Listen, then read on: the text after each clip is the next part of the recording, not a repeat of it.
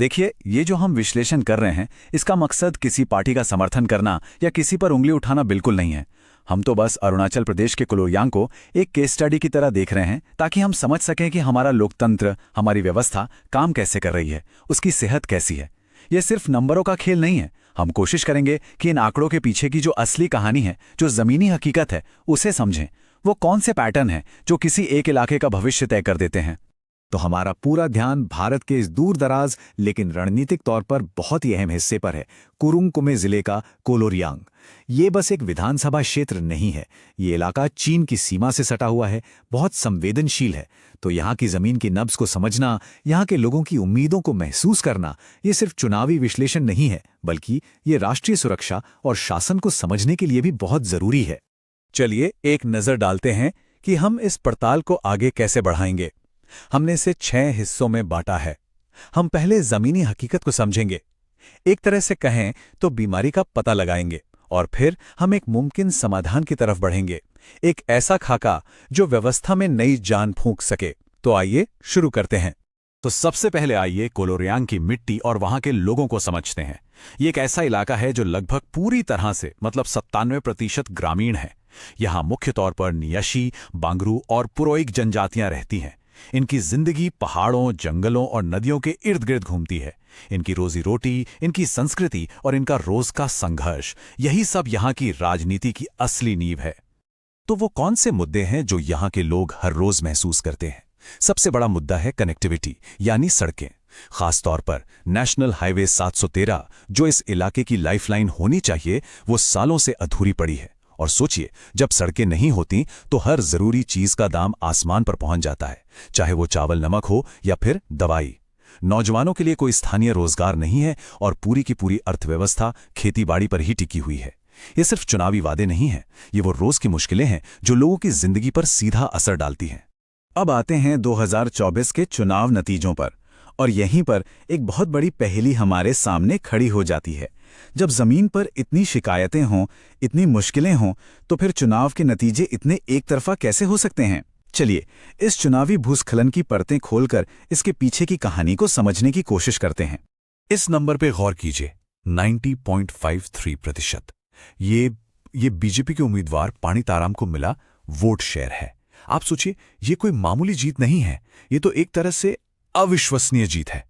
और जानते हैं, जब लोकतंत्र में किसी एक ही उम्मीदवार को 90% से ज्यादा वोट मिल जाए, तो ये हमें रुककर सोचने पर मजबूर करता है। क्या ये बहुत मजबूत जनादेश है, या फिर ये इस बात का संकेत है कि सामने कोई विकल्प ही नहीं था? अब इस स्लाइड की सबसे दिलचस्प बात पर आते हैं। दूसरा संकेत 0%। जी हां, 0। ये इंडियन नेशनल कांग्रेस का वोट शेयर है। देखिए, एक मजबूत लोकतंत्र के लिए एक दमदार और भरोसेमंद विपक्ष का होना बहुत जरूरी है। जब मुख्य विपक्षी पार्टी चुनावी मैदान से इस तरह गायब हो जाए, तो ये सिर्फ एक पार्टी की हार नहीं होती, ये लोकतांत्रिक मुकाबले के लिए एक गंभीर चिंता का विषय बन जाता है। और अब तीसरा संकेत, जो इस पहेली को और भी गहरा कर देता है, 88.04%। ये है वोटर टर्नआउट। इसका सीधा मतलब है कि लोगों में वोट डालने को लेकर कोई उदासीनता नहीं थी, बल्कि यहाँ के लोगों ने बड़ी संख्या में मुश्किल हालात के बावजूद बाहर निकलकर वोट दिया, अपनी जिम्मेदारी निभाई। तो सवाल फिर वही है, इतनी जबरदस्त भागीदारी के बाद भी चुनावी मुकाबला था कहाँ? ये डैशबोर्ड हमें पूरी तस्वीर साफ साफ दिखाता है। लगभग 14,500 वोटरों में से 12,800 से ज्यादा ने वोट डाला। जीतने वाले उम्मीदवार पानी तारम को 11,500 से ज्यादा वोट मिले। जो दूसरे नंबर पर रहे पीपीए के उम्मीदवार, उन्हें मुश्किल से 1,000 वोट मिले, और जीत का अंतर 82% से भी ज्यादा। ये आंकड़े अपने आप में एक कहानी कहते हैं और हमें इसकी गहराई में जाने के लिए मजबूर करते हैं। तो सवाल उठता है कि ये सब हुआ कैसे? ऐसा नतीजा रातों रात तो नहीं आ सकता। ये उन सिस्टमिक कारणों और ऐतिहासिक पैटर्न का नतीजा है जो धीरे धीरे इस इलाके में पनपे हैं। चलिए मतपेटी से आ रही इन आवाजों को जरा ध्यान से सुनते हैं और इसके पीछे की व्यवस्था को समझते हैं। इस नतीजे के पीछे 3 मुख्य कारण हैं जो व्यवस्था से जुड़े हैं। पहला, अस्थिर वफादारी, मतलब नेताओं का बार बार पार्टियां बदलना। दूसरा, गठबंधन का मजबूत होना। राज्य और केंद्र दोनों जगह बीजेपी और नॉर्थ ईस्ट डेमोक्रेटिक अलायंस यानी नेडा का दबदबा एक बहुत बड़ी राजनीतिक ताकत बन चुका है। और तीसरा और सबसे अहम कारण, विपक्ष का पूरी तरह से ढह जाना। कांग्रेस की तरफ से न तो कोई जमीनी अभियान था, न ही कोई उम्मीदवार जिसने मुकाबले को शुरू होने से पहले ही एक तरफा बना दिया। ये व्यक्तियों से ज्यादा व्यवस्था की कहानी है। देखिए, एक सेहतमंद लोकतंत्र अपने नागरिकों को सार्थक विकल्प देता है, और नागरिक की गरिमा, जो हमारे संविधान का मूल है, उसकी रक्षा तभी होती है जब उसका वोट सिर्फ एक मजबूरी या औपचारिकता ना हो, बल्कि कई अच्छे विकल्पों में से एक असली चुनाव हो। जब विकल्प ही खत्म होने लगें तो सोचना पड़ता है कि क्या चुनाव का असली मकसद पूरा हो रहा है। आइए जरा इतिहास में झांकते हैं। 1999 में कांग्रेस ने यहां 98% वोट शेयर के साथ एक तरफा जीत हासिल की थी। 2009 तक भी वो 56% के साथ आराम से जीत रहे थे। लेकिन 2014 के बाद कहानी बहुत तेजी से बदल गई। 2019 में कांग्रेस का वोट शेयर 0 पर आ गया और 2024 आते आते बीजेपी का वोट शेयर 90% के पार चला गया।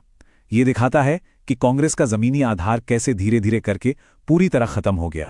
ये चार्ट एक बहुत ही दिलचस्प विरोधाभास को सामने रखता है। एक तरफ राजनीतिक मुकाबला लगभग खत्म हो गया, लेकिन दूसरी तरफ वोटरों की भागीदारी लगातार बढ़ती गई। कांग्रेस का वोट 98% से गिरकर 0 हो गया और बीजेपी और उसके सहयोगियों का वोट 0 से बढ़कर 90% हो गया। और इस पूरे समय में वोटर टर्नआउट बढ़ता ही रहा। लोग वोट देना चाहते हैं। सवाल यह है कि उनके सामने विकल्प क्या है। अच्छा, अब जब हमने समस्या को काफी हद तक समझ लिया है तो हमें रणनीति पर सोचना होगा। कोई भी राजनीतिक रणनीति तभी सफल हो सकती है जब वो उस इलाके के सामाजिक और संचार के माहौल से मेल खाती हो।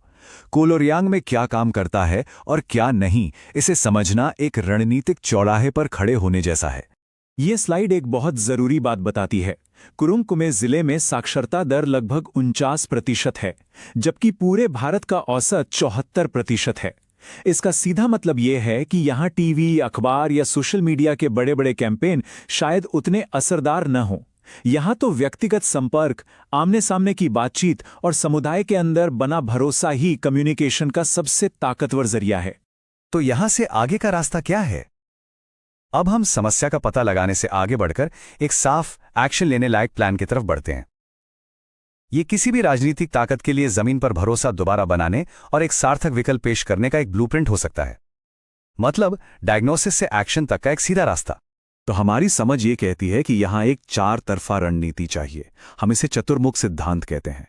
पहला पिलर है चुनावी, मतलब लोगों की जो असली तकलीफें हैं ना, सड़क, महंगाई, नौकरियां, उनको लेकर मोबिलाइजेशन करना। दूसरा है संगठनात्मक, संगठन को जमीन से, मतलब बिल्कुल ग्रास रूट से, बूथ कमेटियों से दोबारा खड़ा करना होगा। तीसरा पिलर नैरेटिव, यानी एक कहानी बनाना, एक ऐसी कहानी जो विकास की बात भी करे और स्थानीय पहचान के गौरव को भी साथ लेकर चले। और चौथा, सबसे जरूरी, संसाधन। जो भी फंड्स या एसेट्स हैं उन्हें वहीं लगाया जाए जहां उनका असर सबसे ज्यादा हो। और आखिर में अच्छी राजनीति कुछ और नहीं बल्कि जमीन पर दिखने वाला अच्छा शासन है। ये सिर्फ वादों की बात नहीं है, ये नागरिकों को मिलने वाले ठोस नतीजों की बात है, जैसे कि पूरी बनी हुई सड़कें, बाजार तक आसान पहुंच, बेहतर स्वास्थ्य सेवा। जब लोग अपनी आंखों से गवर्नेंस को काम करते हुए देखते हैं तो भरोसा अपने आप बन जाता है। और आज के ज़माने में अच्छे शासन का एक बहुत ज़रूरी स्तंभ है गोपनीयता और सहमति का सम्मान। कोई भी जानकारी जो एक नागरिक सरकार को देता है वो एक खास मकसद के लिए दी जाती है। सरकार की जिम्मेदारी है कि उस जानकारी को पूरी सावधानी और नागरिक की गरिमा का सम्मान करते हुए संभाले। यही सरकार और नागरिक के बीच भरोसे की बुनियाद है। अब इस रणनीति को लागू करने के लिए एक disciplined step by step action plan चाहिए। चुनाव से 90 दिन पहले नींव रखनी होगी, सही उम्मीदवार तय करना, लोगों से मिलकर मैनिफेस्टो बनाना, कार्यकर्ताओं को ट्रेन करना। 60 दिन पहले जनसंपर्क शुरू करना, घर घर जाकर कैंपेन और छोटी छोटी सामुदायिक बैठकें। 30 दिन पहले विजिबिलिटी, बड़ी रैलियां और अभियान, और चुनाव के दिन मोबिलाइजेशन, यानी ये पक्का करना कि हर समर्थक बिना किसी रुकावट के पोलिंग बूथ तक पहुंचे। तो अब हम अपनी बातचीत के आखिरी पड़ाव पर हैं। कोलोरियांग के चुनावी नतीजे हमें सिर्फ बैलेट बॉक्स तक सीमित रहने से रोकते हैं। वे हमें याद दिलाते हैं कि राजनीति का असली मकसद सिर्फ चुनाव जीतना नहीं होता, बल्कि चुनाव के बाद एक असरदार शासन देना होता है। और ये हमें इस आखिरी सोचने पर मजबूर कर देने वाले सवाल पर लाकर छोड़ता है, क्या 90% का वोट शेयर राजनीतिक ताकत की निशानी है या फिर एक ऐसी व्यवस्था का संकेत है जो बहुत गहरे तनाव में है? शायद ये एक अंत नहीं बल्कि एक चेतावनी है, एक ऐसी चेतावनी जो हमें एक स्वस्थ, प्रतिस्पर्धी और सार्थक लोकतंत्र की अहमियत याद दिलाती है। यदि आप एक जन केंद्रित नेता बनना चाहते हैं और अपने निर्वाचन क्षेत्र का उत्थान करना चाहते हैं, तो blueprintstrategies.ai से mgr@blueprintstrategies.ai पर संपर्क करें या 08042041602 पर कॉल करें। राजनीति से परे उद्देश्य।